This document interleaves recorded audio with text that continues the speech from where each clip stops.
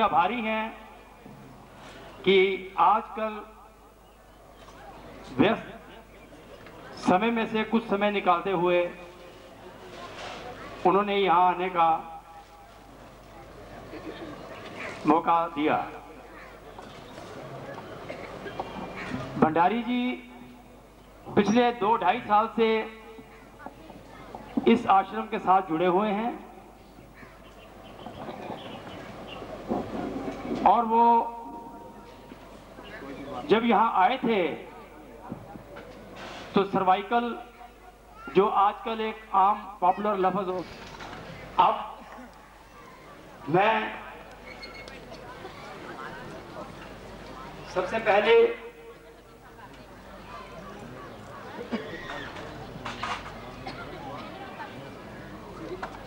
श्री अशोक जी जो योगाचार्य हैं, सेक्रेटरी हैं देवी दयाल योगा के रोहतक से, हमारे गुरु जी के छोटे भाई हैं, उनसे अनुरोध करता हूं तो श्री रमेश भंडारी जी का स्वागत करें।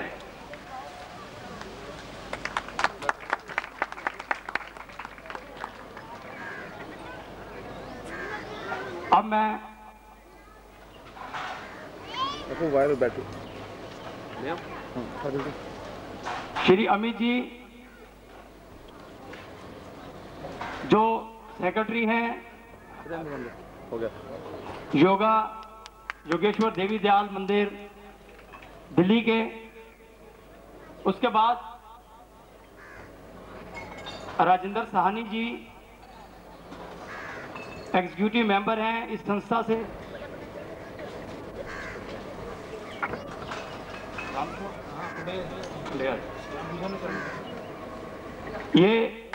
ये खुलैया जी हैं हमारे विजयवाड़ा से, योगाचार्य हैं वहां के, एक खुलैया जी। अब मैं अनुरोध करूंगा श्री राम किशोर, श्री राम किशोर योगाचार्य हैं इंडियन एयरलाइंस कॉलोनी से,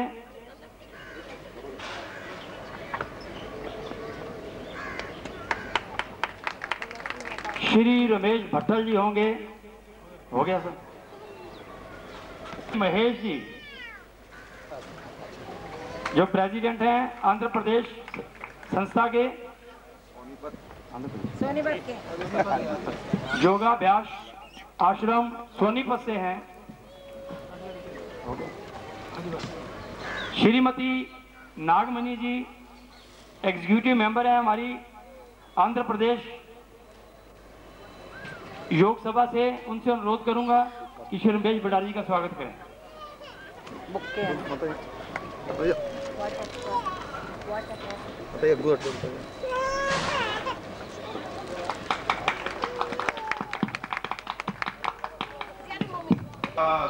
वंदे परमानंद श्रीमाधवम्।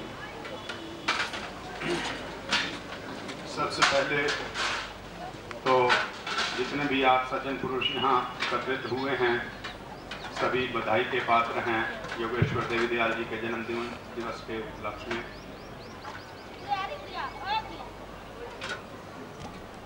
परम आदरणीय स्वामी जी महाराज, ऑनरेबल भंडारी जी, पूर्व राज्यपाल यूपी गवर्नमेंट, योग संस्थान की जो नींव है योगेश्वर रामलाल महाप्रभु जी ने 1921 से योग को शुरू किया। वैसे तो पतंजलि योग दर्शन में इसका वर्णन आता है। पतंजलि जी को योग का पिता माना गया आज से 3000 साल पहले, परंतु चूंकि जैसे जैसे समय बदलता गया योग लुप्त प्राय होता गया और यहाँ तक कि योग को सिर्फ सन्यासियों और ब्रह्मचारियों की ही भगवती समझा गया। जैसे जैसे समय आया, योगेश्वर रामलाल जी महाराज ने अपने योग के द्वारा गृहस्थी वर्ग को योग का प्रचार पूर्ण रूपेण से दिया। लगभग अमृतसर से पैदल चलते हुए विजयवाड़ा की तरफ तक पहुँचे हैं योग का प्रचार करते हुए, और धीरे धीरे 1938 में अपने परम प्रिय शिष्य स्वामी मुल्कराज जी महाराज को अपना योग का कार्य दे करके स्वर्गलोक में पहुँचे। 1951 में योगेश्वर देवीदयाल जी महाराज को मुल्केश्वर भगवान ने यह आदेश दिया कि आप योग का प्रचार करें। तो स्वामी देवीदयाल जी महाराज ने 1951 से लेकर के 1998 तक योग की 70 शाखाएं खोली सारे हिंदुस्तान में, और लगभग 17 योग की सभाएं बनाई अलग अलग प्रांतों में जा करके। जहां इनकी कोई आवाज़ को नहीं समझता था वहां इनका आदर सत्कार पूर्ण रूपेण हुआ। 1997 में मणिमाजरा मंदिर में योगेश्वर महाराज ने ये अपने लोगों में, अपने शिष्यों में फरमान दिया कि मेरे बाद योग का प्रचार सुरेंद्र जी के द्वारा ही होगा, क्योंकि मैं 60 साल से देखता ही चला आ रहा हूँ, मुझे कोई ऐसा व्यक्ति नहीं मिला जिसको मैं अपना रूप दूं। तो ये संक्षिप्त में मैंने आपको इस संस्था के बारे में बताया है। आइए अब समय की और ध्यान देते हुए उन्हीं के द्वारा प्रचलित योग क्रियाएं, आसन, प्राणायाम को हम यहाँ आपके सामने प्रदर्शित कर रहे हैं, जिसके करने से मानसिक तौर पर जो मानसिक रोगी होता है वो भी ठीक होता है, शारीरिक तो ठीक होता ही होता है, आध्यात्मिकता में भी उसको प्रबल साहस मिलता है योग के अनुसरण से। सबसे पहले सूरज जी जो कि सोनीपत योग मंदिर के योगाचार्य हैं, पिछले करीब 35 साल से, उनसे अनुरोध करूंगा कि वो आएं और योगेश्वर देवीदयाल जी महाराज द्वारा अपनाई गई पद्धति को दिखला करके हम लोगों को गौरवान्वित करें। यह है सूत्र नेति। ये सूत्र नेति योगेश्वर रामलाल जी द्वारा ही बनाई गई थी। इस सूत्र नेति को दूसरी संस्था कोई भी नहीं बना सकती। इसके लिए ऋषियों ने भी लिखा है, कपाल शोधनी चैव दिव्य दृष्टि प्रदायिनी जत्रु रोगो भंग नेति राशु निहंती जय। अर्थात इस सूत्र नेति के अभ्यास से हमारी जो दृष्टि है वह दीर्घ दृष्टि हो जाती है, दिग्ध दृष्टि हो जाती है। जैसे चील बहुत ऊंचे से देख लेती है, इस प्रकार की हमारी जो है ये सूत्र नेति काम करती है। इससे हमारा ENT का जो सिस्टम है वो सारा ही ठीक हो जाता है, रोग रहित हो जाता है, मल रहित हो जाता है। इससे आंखों पर लगे हुए चश्मे भी उतारे जाते हैं। हार्ड ऑफ हियरिंग भी इससे ठीक की जा सकती है। यह भी आपने सूत्र नेति देखा। इसके बाद इसी की ही सिस्टर कंसर्न है जल नेति। पतंजल ऋषि ने तो सिर्फ नेति के बारे में ही बताया था। योगेश्वर देवीदयाल जी महाराज ने जैसे जैसे समय परिवर्तित होता गया वैसे वैसे इस लोटे की रिसर्च की। इस लोटे से अगर किसी के घर में भी लोटा हो, थोड़ा सा नमक ले, गर्म पानी में मिलाए, एक नासिका में लगाए तो दूसरे नासिका से पानी स्वतः ही निकलने लगता है, जिससे आज के इस पॉल्यूटेड समय में हम अपने आप को स्वस्थ रख सकते हैं। सुबह जाने से पहले कर लीजिए इसको, ऑफिस से आने के। ये हाथी से ली गई पोस्टर है जैसे आप लोगों ने देखा होगा कभी, मुंह में लेके नासिका से श्वास, सूंड से पानी को बाहर डालते हैं, हाथी जितने भी होते हैं। हमारी कुछ नसें ऊपर को खुलती हैं, कुछ नीचे को खुलने वाली होती हैं। जो ऊपर को खुलने वाली नसें हैं उनको हम गज करनी क्रिया से ठीक करते हैं, और नीचे वाली जो खुलने वाली हैं वो जल नेति से। घर में कोई भी व्यक्ति इसको नहीं कर पाता जब तक कि अच्छे गुरु से उसको नॉलेज ना प्राप्त हुई हो।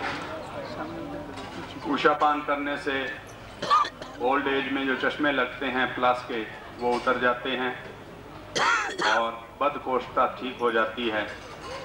पुरानी से पुरानी किसी को कब्ज हो तो 1 लोटा नासिका से वो जल पी ले। अगर CBI से DSP के तौर पर, ये महाराज जी के पिछले 40 साल से सेवक हैं और निष्काम सेवा करते रहे जब तक सर्विस में रहे।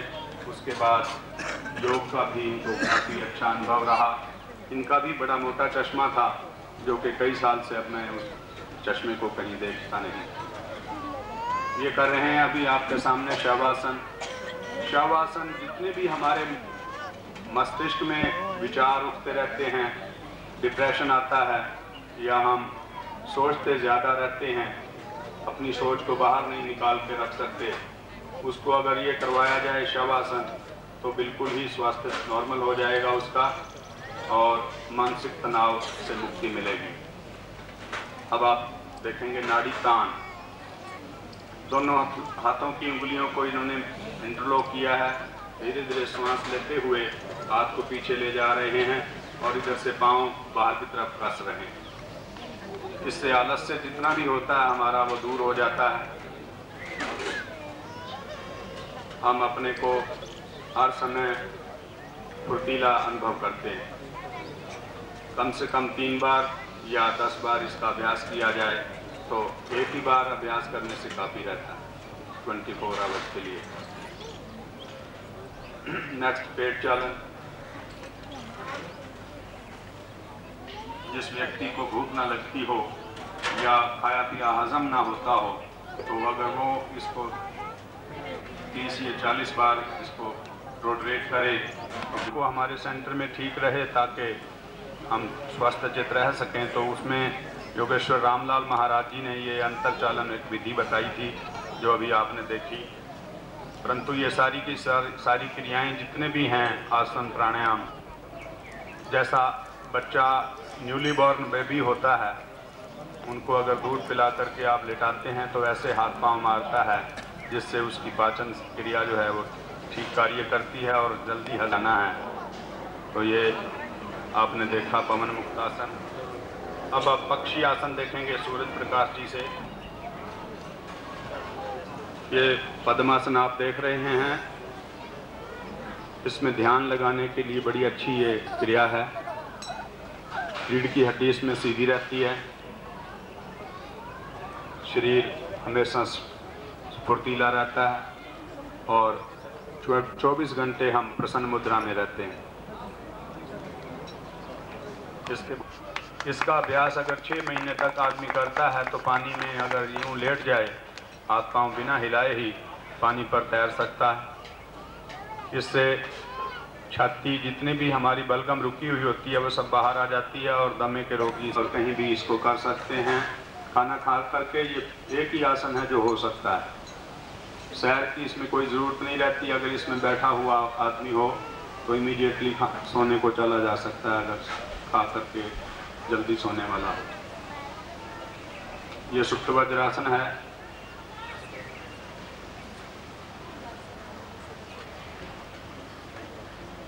पक्षी आसन, जो विजयवाड़ा से आए हैं।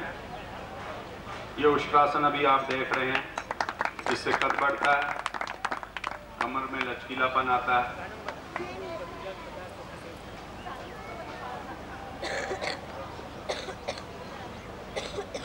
जो श्री महाराज जी के अभी अभी नए शिष्य बने हैं विजयवाड़ा से, बहुत ही अच्छा रहा ये प्रदर्शन।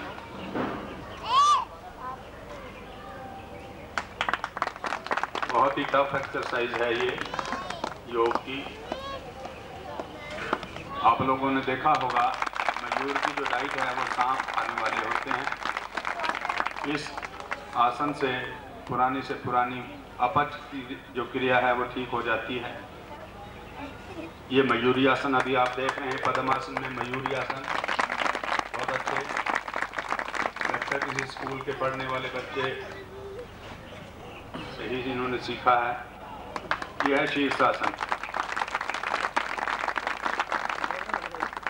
अच्छा, ये किशोर जी का लड़का है। किशोर जी के लिए बता दूं, योगेश्वर देवीदयाल जी महाराज के पास ये बचपन से ही रहे, लगभग इतने ही आए होंगे जितना कि ये बच्चा अब कर रहा है। इनकी बहन भी और ये भी, दोनों की शिक्षा दीक्षा और योग की जो प्राणायाम जो भी व्यक्ति करता है वो सबसे पहले तो उसका मानसिक संतुलन जो है वो ठीक हो जाता है और उसको तनाव कभी नहीं आता, डिप्रेशन कभी नहीं आता। 24 घंटे वो प्रसन्न मुद्रा में रहता है अगर वो सही प्राणायाम जानने वाले से योग करता है। अभी आप नाड़ी शोधन प्राणायाम देख रहे हैं। बाईं नासिका से श्वास को लिया जाता है धीरे धीरे, दाईं नासिका से श्वास को बाहर निकाला जाता है दुगनी मात्रा में। शुरू में ये नए साधक के लिए 3 बार से 5 बार तक किया जाता है। जैसे जैसे उसका समय बढ़ता चला जाता है तो वो और ज़्यादा करने लगता है। एटलीस्ट आधा घंटा रोज़ प्राणायाम पर अगर आप दे देंगे तो बाईपास सर्जरी तक के रोगी योग से अपने रोग मुक्त हो सकते हैं, केवल नाड़ी शोधन प्राणायाम ही अगर आप उनको दिया जाए तो।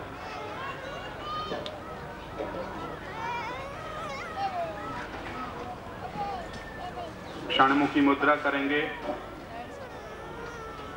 तो भगवान शंकर की ये मुद्रा है। ध्यान में जो लोग बैठने को आतुर होते हैं, अगर वो प्राणायाम करने के बाद इस मुद्रा में बैठ जाएं तो अंदर जो हमारे नाद चलता रहता है 24 घंटे और हमें सुनाई नहीं पड़ता, इस मुद्रा में बैठने से हमें वो चीज़ दिखाई भी देती है और सुनाई भी देती है। हम जितने भी बुद्धिजीवी लोग हैं 24 आवर्स हमारे जो नसें हैं वो उनमें आवाज़ चलती रहती है। कंसंट्रेट जब आप जो योग शिविर लगाया गया था उसमें से आए थे 800 में से 10% यहाँ लोग उपस्थित हैं आज के इस फंक्शन में।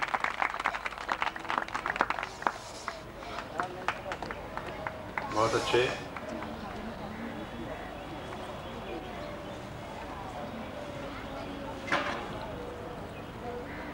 ये भी एक पार्ट एंड पार्सल है जीवन तत्व साधन का, जिसको नाड़ी संचालन कहते हैं। नाड़ियों का संचालन पूरी तरह से हो जाता है।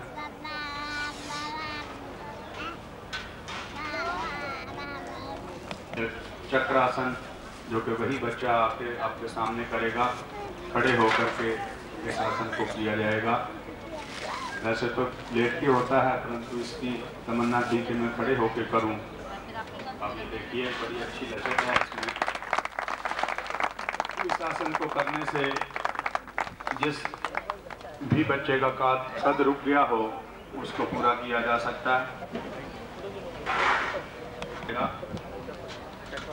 धन्यवाद, आपने कीमती समय अपना दिया। एक बार फिर से आपका धन्यवाद। इस योग के बारे में और योगाभ्यास के बारे में अपने विचार श्री रमेश भंडारी। सर्वाइकल स्पॉन्डिलाइटिस से मैं बहुत डरने लगता था। इसीलिए कहा कि अगर कोई योग के आसन हासिल किए जाए तो ये रोग भी कर सकता है। ऊपर वाले की कृपा से स्वामी जी दया से कुछ योग मैंने सीखे, आसन सीखे, तो और मैं ये कह सकता हूँ कि अभी तक मुझे स्पॉन्डिलाइटिस की तकलीफ है। ये तो एक छोटा ही मिसाल है। अगर स्पॉन्डिलाइटिस को हटाया जा सकता है तो बहुत और भी बीमारियां हैं जिनका उपाय योग से मिल सकता है। आजकल तो अस्पताल में जाना केवल अमीरों के ही लिए, चले जाओ तो पैर रखने पे ही 500 रुपया मांगा जाता है। अगर कोई छोटा सा ऑपरेशन हो तो जितनी देर तक 20-30 हज़ार रुपये जेब में नहीं है तो अस्पताल जा ही होना। छोटा सा भी ऑपरेशन में जा सकते हैं। अगर ज़्यादा बड़ा ऑपरेशन हो तो ये मान लीजिए 2-3-4 लाख रुपया होना आवश्यक है। गरीब क्या करेगा? ढूंढ सकता इतने पैसे मिलते नहीं हैं, इकट्ठे कर दे सकते, या तो अपनी जायदाद को गिरवी कर दे। अगर वो नहीं कर सकते, जायदाद करती भी नहीं है, तो और कोई उपाय नहीं है, आपके पानी छोड़ दो और तो कुछ कर नहीं सकते। लेकिन योग में कोई खर्चा नहीं, उपाय भी है और बंद भी करके रोक भी सकते हैं। इसलिए मैं तो समझता हूँ कि योग तो एक ऐसी चीज़ है जो सब जगह फैलनी चाहिए। 80 आश्रम तो स्वामी जी ने खोल लिए हैं और भी आशा है कि खोल लेंगे। और जैसे जनता समझती रहेगी कि योग के द्वारा उनका लाभ हो सकता है स्वास्थ्य का, शरीर का, तो मुझे पूरा यकीन है लोग सीखेंगे। लेकिन स्वामी जी आज जरा मुझे चिंता सिर्फ शरीर की नहीं, जो हम लोगों के ख्यालात हैं उस पर कितनी गिरावट आ गई है। पता नहीं क्या इसका उपाय है। पहले तो यही कहते थे तथा राजा तथा प्रजा। अब राजा कौन है? जो प्रजा ही चुनती है। तो अगर जो आज telka.com ने दिखाया है हमें, बहुत ही परेशानी है। अगर इन हालात में देश चलाया जा रहा है तो हमारे देश का भविष्य क्या होगा? आज़ादी के समय में आप लोगों को याद होगा किस भावनाओं के साथ हमारे फ्रीडम फाइटर्स ने संघर्ष किया विदेशी राज के खिलाफ। उस वक्त एक ही चीज थी कि भारत माता को आजाद किया जाए। सब कुछ कुर्बान करने के लिए तैयार। कोई भी नेता नहीं था जो अपना सोचता, परिवारों को छोड़ दिया, कुछ ख्याल नहीं किया, बच्चों का, बीवी लग गए। आज क्या हालात हो रहे हैं? कोई देश का सोच रहा है, जो सोच रहे हैं अपने स्वार्थ, कुर्सी को पकड़ के रखना। और इस किस्म की लालच, इस किस्म की लालच तो मैं कभी ख्याल नहीं कर सकता था कि लालच हो सकती है। एक मुझे कहानी याद आती है, मैं कहना चाहता हूँ। तो कहते जोक कहते हैं। अमेरिका के राष्ट्रपति प्रभु के पास गए और पूछा, प्रभु अमेरिका में भ्रष्टाचार कब खत्म होगा? तो प्रभु ने कहा, भैया ये तो 30 साल लग जाए। तो वो रोने लग पड़ा। अरे 30 साल तक तो मैं मर जाऊंगा, मेरे जीवन में तो नहीं होगा। जापान के प्रधानमंत्री गए, वही प्रश्न किया। प्रभु ने कहा, बच्चे ये तो 50 साल तक जापान में तो भ्रष्टाचार नहीं होता। रोने लग पड़ा। प्रभु मेरी तो मृत्यु आ जाएगी उसकी, मैं तो नहीं देख सकूंगा। भारत के प्रधानमंत्री गए, यही सवाल किया कि भारत में कब भ्रष्टाचार खत्म होगा? प्रभु चुप। उसके बाद प्रभु रोने लगे। उन्होंने कहा, मेरे जीवन में अफसोस की बात है, अफसोस की बात है कि ये हालात इस देश के, इस महान देश में ये हालात हो रहे हैं। जो हमारे वेद शास्त्र क्या हमें सिखाते हैं, उनको बिल्कुल ही हम भूल गए। इतनी बर्बादी आ गई है कि बस 10,000 रुपए के लिए हम अपने देश को बेचने के लिए तैयार हो रहे हैं। और मेरे साथ ये प्रश्न हुआ कि इसका उपाय क्या है? कोई उपाय है भी कि नहीं? उपाय कैसे हम निकाल सकते हैं अगर बीमारी इस हद तक फैली हुई है कि ऊपर की ऊपर नेता से लेकर नीचे के नीचे अधिकारी तक है, और हम सब लोग देखते रह रहे हैं, पैसे देते रहते हैं, भ्रष्टाचार को बढ़ाते रहते हैं, और हम ही दोषी हैं अपने देश को बेचने की। और अगर उपाय है तो उपाय आप सबके हाथ में है। स्वामी जी, आप योग तो सिखाते हैं, पर इस जब योग सिखाते हैं उसके साथ साथ कुछ और भी 5 मिनट के लिए केवल अपने आश्रम में ये भी जो मन के जो ये गंदगी जहर फैला हुआ है हमारे मनों में, इसको साफ करें। ये तो केवल कोई प्रचार के साथ ही हो सकता है। वही जो हमारे सिद्धांत थे, जो ही हमारे नीमें थे, जो हमें सिखाया गया हमारे वेदों और शास्त्रों में, जो भगवान राम जी ने हमें सिखाया, कृष्ण जी ने सिखाया, गीता में है, रामायण में है, उन्हीं को हमें सीखना है, उन्हीं के आधार की ओर हमें चलना है। तभी कुछ उपाय निकलेगा, और वो तभी निकलेगा जब हम अपने बारे सब एक एक बच्चे, एक एक नागरिक को ठीक ढंग की शिक्षा देंगे। एक शिक्षा मिल जाएगी, कुछ समझ जाएगा, तो जो वक्त आता है वो भी समझ आएगा कि उसकी जिम्मेदारी क्या है। आज तो धर्म के नाते, धर्म के आधार के ऊपर, जात के आधार के ऊपर, भाषा के आधार के ऊपर, गरीबी या नीति के आधार के ऊपर पता नहीं कोई ना कोई कितने मुद्दे उठा के वो वोट ले लेते हैं, हमारी सारी समाज को तोड़ रहे हैं, टुकड़ों में सब टूटे हुए होते हैं, एक का आधी दिन में लाभ नहीं उठा पाते। कुछ आपको सोचो, मैं बहुत ही पीड़ित हूं। मुझे ये कहा गया कि मैं कांग्रेस का नेता हूं। मैं कांग्रेस का नेता नहीं हूं। कांग्रेस में होता था, बहुत साल हो गए, लेकिन अब किसी दल में नहीं हूं। मैं किसी दल को नहीं देख सकता कि जिसमें मैं कह सकता हूं हाँ मैं खुशी दिल के संग वहां उसके संग जुड़ जाऊं। कोई दल है ही नहीं।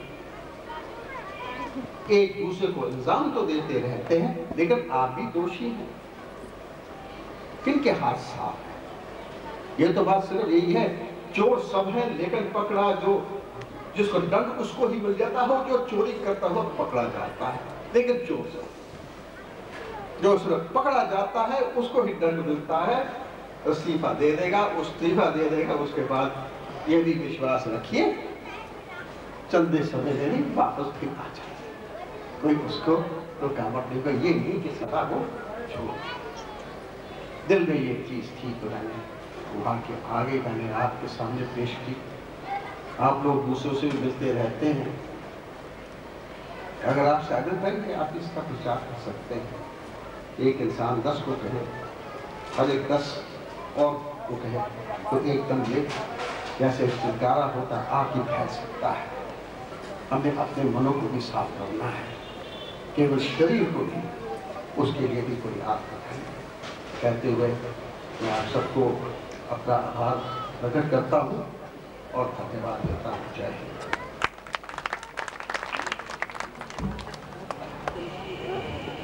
अभी आपने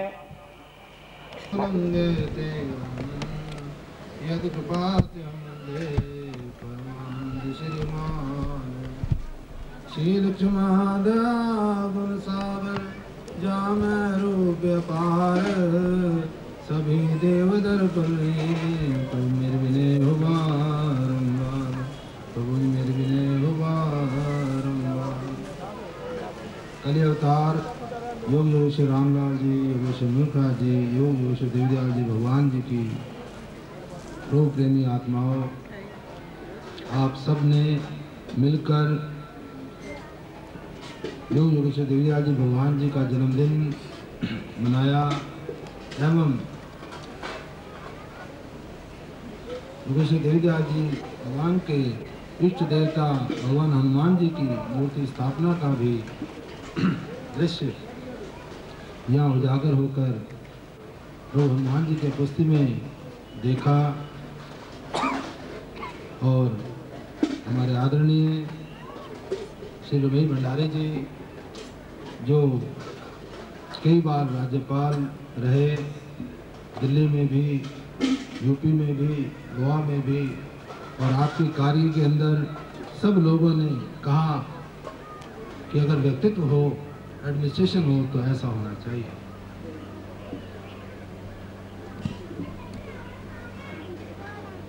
अगर कर्मठ व्यक्ति राज नेता, धर्म नेता या सामाजिक नेता बनता है और उसके कार्यकर्ता भी कर्मठ होते हैं तो वो गली कूचा बाजार, शहर, गांव कर्मशील हो जाते हैं। ये किसी व्यक्ति विशेष के करने से कभी नहीं होता। पाप पुण्य, लाभ हानि, सच झूठ, ये प्रकृति का नियम है। सतयुग के अंदर सत्य की जीत, सत्य की आस्था, द्वापर युग के अंदर आधा झूठ आधा सच, त्रेता युग के अंदर 3 हिस्से सच होता है, 1 हिस्से झूठ होता है, और कलयुग के अंदर नाम मात्र का सत्य ही आपके कलयुग को सतयुग तक पहुंच जाता है। ये युग नाम ही इसका कलयुग है, लेकिन ये ध्यान रखें हर घर के अंदर प्रभु प्रार्थना होती है, प्रभु भक्ति होती है, और उसी कारण आपका देश जैसा भी है, हर देश से अच्छा देश है। या 6 ऋतुएं आती हैं और मर्जी से आती हैं, मर्जी से जाती हैं। या हर जीव के अंदर प्रेम वास है जो किसी और दूसरे देश में नहीं है। हर व्यक्ति दूसरे व्यक्ति से दुख सुख बांटना चाहता है, बांटता है। ये हमारे पूरे देश की, ये नहीं नॉर्थ में, साउथ में चले जाएं, दक्षिण पश्चिम में चले जाएं, कहीं भी चले जाएं, आपको एक दूसरे के अंदर सहानुभूति मिलती है। ये कौन सिखाता है? ये वो माता पिता सिखाते हैं जिन्होंने हम जीवों को जन्म दिया। वो दादी दादा, नानी नाना, वो पारिवारिक, वो गली मोहल्ले के व्यक्ति सिखाते हैं जिन्होंने हमारे जीवन बालपन को खिलाया, पढ़ाया। ये वो लोग सिखाते हैं। आज 2 बच्चों का ब्याह शादी होती है और आप कितने गुलछरे उड़ाते हैं, आप सब जानते हैं।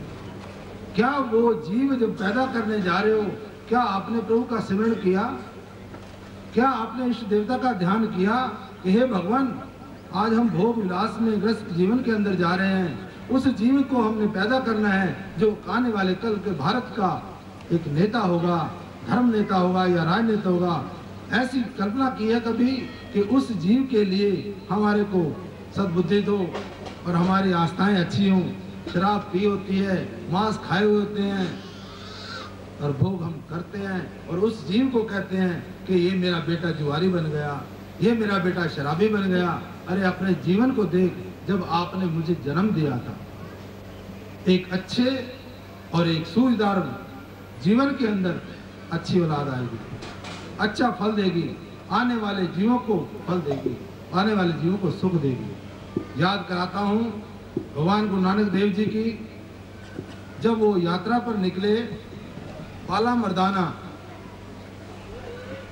मर्दाना 2 भक्त साथ थे, और एक पड़ाव आया, गांव आया, और गांव वालों ने वहाँ संत की परिभाषा नहीं जानी, एक भगवान की परिभाषा नहीं जानी, और उनके ऊपर अत्याचार व्यवहार किया। और गुरु नानक देव जी ने कहा बसे रहो, बसे रहो। भला मर्दाना जी हैरान, कहते महाराज लाठियाँ खा रहे हैं, जूते खा रहे हैं, और आप कहते हो बसे रहो, आपकी माया समझ नहीं आती। गुरु नानक देव महाराज हंसे और आगे चल पड़े। दूसरा पड़ाव आया, ये कथा कोई छोटे मोटे की नहीं है, ये कलयुग के भगवान की है। जो आज देख रहे हो 11वीं गुरु ग्रंथ साहब की प्रकाश में पूरे जीवन के अंदर आप देखते हैं कहीं कोई रत्ती मात्र भी लेश मात्र भी संकोच नहीं है किसी को। वाक लेता है जीव और सारे दिन अपने कार्य करके आता है। अगले पड़ाव जाते हैं और पड़ाव के अंदर माइयाँ रब रजाइयाँ होती हैं। तो जो अन्न व्यवहार बना, कोई हलवा, कोई पूड़ी, कोई जैसा भी उनको फूल प्रसाद था, वो प्रभु गुरु नानक देव के चरणों में आकर रखा और गुरु नानक देव ने बांटा, भक्तों को भी खिलाया। और जब चलने लगे तो कहा उजड़ जाओ, उजड़ जाओ, उजड़ जाओ। तो बाला मर्दाना भक्त थे। भक्त अंधेरे में होता है, जानना होता तो फिर भक्त क्यों बनता।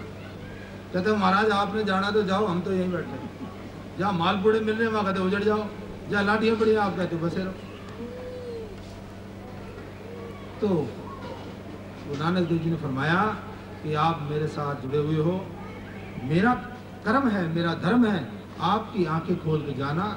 मैं तो चला जाऊंगा, आप यहीं रहिए, लेकिन आपको मैं बता देता हूं कि वो शब्द क्यों कहे और ये शब्द क्यों कहे। उन वाक्यों के अंदर ये था कि ये जो कीचड़ जैसी नगरी बसी हुई है ये यहीं पनपेगी, यहीं खत्म हो जाएगी।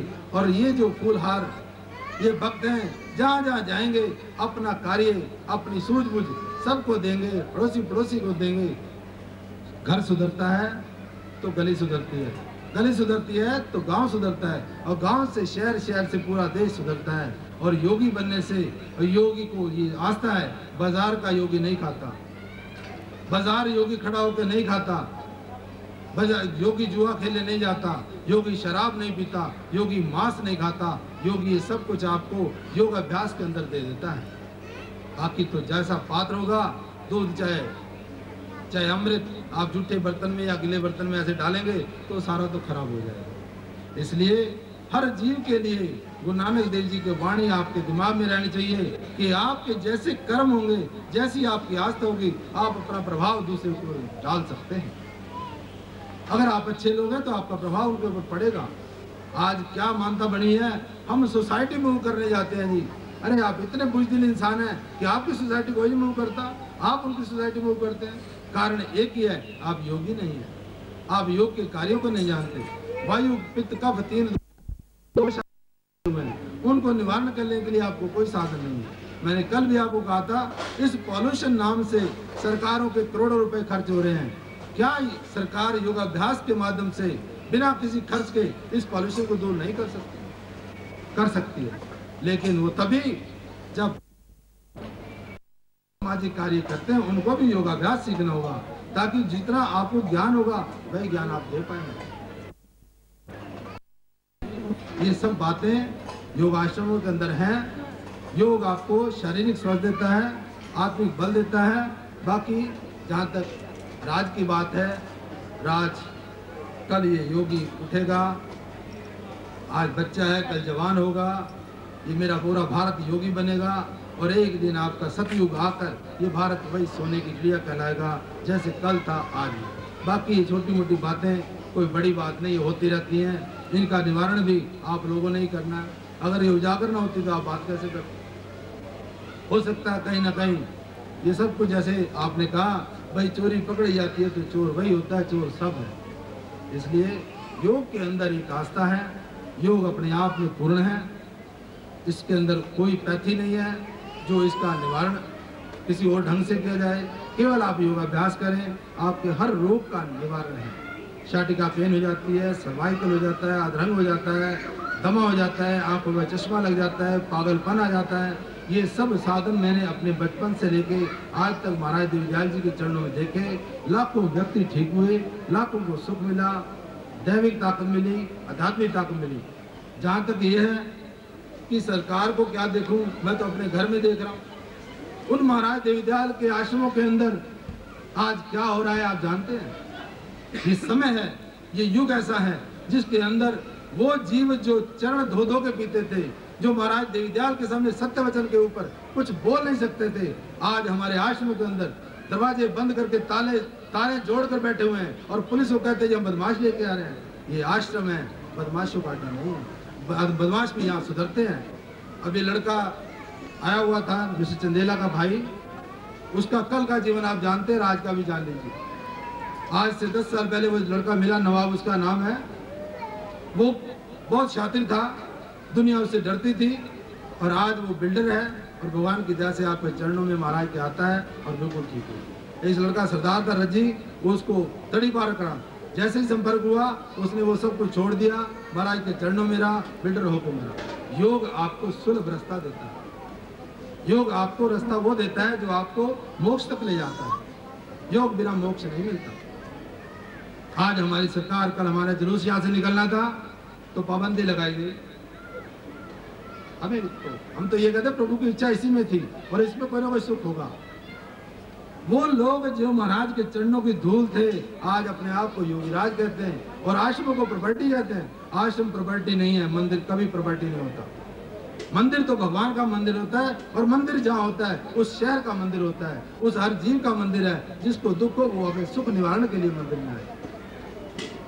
आज वो घड़ी खत्म हो गई है जो अंतरकलह की थी आपके आश्रमों की। कल से एक नया सवेरा होगा जो इन सब लोगों को आस्था बंधेगी।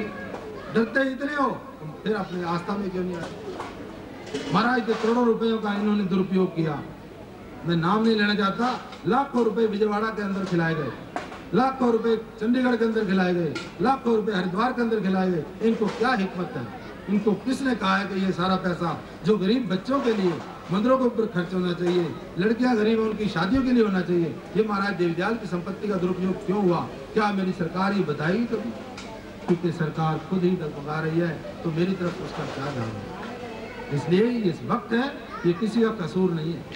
ये वक्त थोड़े दिन का और है, धीरे धीरे आपका ये समय कट जाएगा और आने वाला कल प्रभु से प्रार्थना है वो अच्छा है। आपका खाना अच्छा है तो आपका व्यवहार अच्छा है। जैसा खाइए अन्न वैसा हो मन, जैसा पीजिए पानी वैसी हुई वाणी, ये बुजुर्ग कहते हैं। इसलिए हम हर जीव का आज ये उद्देश्य होना चाहिए कि 24 घंटे हम परम मंत्र में अपने प्रभु का, अपने इष्ट का ध्यान भजन करते हुए अपने जीवन यापन को करें। महाप्रभु रामलाल जी ने 51 वर्ष की मात्र आयु में पूरे विश्व को योग का योगेश्वर बनाकर और जनता को योग दिया। प्रभु मुल्कराज जी को 12 वर्ष आंखें बंद तुरियावती व्यवस्था में रखा और सारे घर के कार्य करवाए। महाराज देवी दयाल जी अंतक 1966 में उनकी टांग का ऑपरेशन हुआ था। 27 इंच नेल पड़ी थी और 27 इंच नेल स्टील की पड़ने के बाद महाराज ने लगभग 32 साल उस टांग कटी हुई में बस आखिरी दिन तक चलती रही। उन महाराज देवी दयाल ने आपके देश को योग दिया, अपने देश को योग का अग्रिम बनाया। उन महाराज देवी दयाल के लिए ये श्यामलाल जैसे व्यक्ति कहते हैं गुरु प्रणाली कोई नहीं है। अरे सभाएं हैं, सभा नाम की क्या होती है? सभा महाराज देवी दयाल ने बनाई।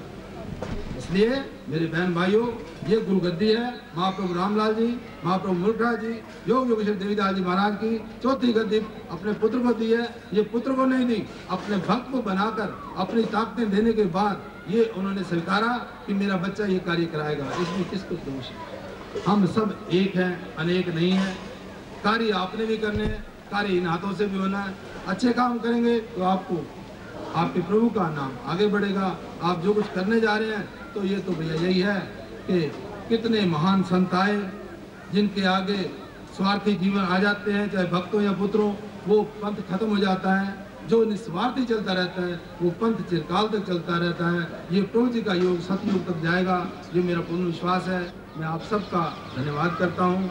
आप लोग आए, प्रभु जी का आशीर्वाद लिया और आने वाला कल मेरे मंदिरों का एक होगा, ये मेरे पूर्ण निश्चय है। और आदरणीय भंडारी जी लगभग मेरे को 2-2.5 साल से मिले। मुझे ऐसा लगता है जैसे बड़े भाई आपस में कोई जन्म का होता है तो मिल जाते हैं। और मैंने जब इनको कहा कि जगह है, कहते ये मेरा घर है, मुझे तो आना ही आना है, मुझे ये बताओ मैं किस समय आ जाऊँ। तो इतने बड़ी चीज़ें, इतनी बड़ी बातें वही करता है जो निस्वार्थी होता है। स्वार्थी जीवन तो कहता है मेरा टाइम हो गया जी, मैंने जाना है। समय का अभाव है, समय का अभाव नहीं है, हमारी गप्पों का अभाव खत्म नहीं होता। यही एक कारण है। आप अपने समय को व्यक्तिगत रूप से चलाएंगे तो आपके पास समय बहुत है जो प्रभु चिंतन के लिए। महाराज देवदयाल जी फरमा गए हैं, आपके पास समय बहुत है, समय की कोई कमी नहीं। केवल अपने मात्र को चिंतन करो, चिंतन के साथ अपना कार्य करते रहो और योग करते रहो। सिर दर्द नहीं होगी, आपको घरेलू परेशानियां नहीं आएंगी। प्रभु जी को प्रणाम करके जाओ, आपके कार्य सिद्ध हो जाएंगे। आप जाते हैं, भागते हैं, आपका अवसर कहीं और होता है, आप कहीं और होते हैं, रात शाम को आपके ठंड लगी पड़ी। ऐसा कार्य करो जो आपका अफसर भी खुश रहे, आपका मालिक भी खुश रहे, आपके नौकर भी खुश रहे, वो है प्रभु चिंतन। प्रभु चिंतन चाहे आपका इष्ट देवता कोई भी हो, चाहे बिस्मिल्लाहिर्रहमानिर्रहीम, चाहे गुरु नानक देव, चाहे ईसा मसीह, कोई भी हो, इष्ट देवता आपका है और आपके अंदर चिंतन वो करवाता है और आपके कार्य पूर्ण करते हैं। इसलिए आज अब भंडारे का समय है, ये यज्ञ की समाप्ति है और दोबारा जब प्रभु मिलाएंगे आप सबसे योग में बातें होंगी। आंध्र प्रदेश से लगभग 80 लोग आए